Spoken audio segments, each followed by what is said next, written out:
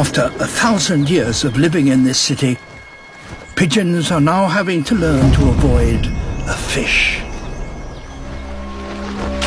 A 20-pound salmon is too heavy for him to carry off. He's had to, because bald eagles like to steal from one another.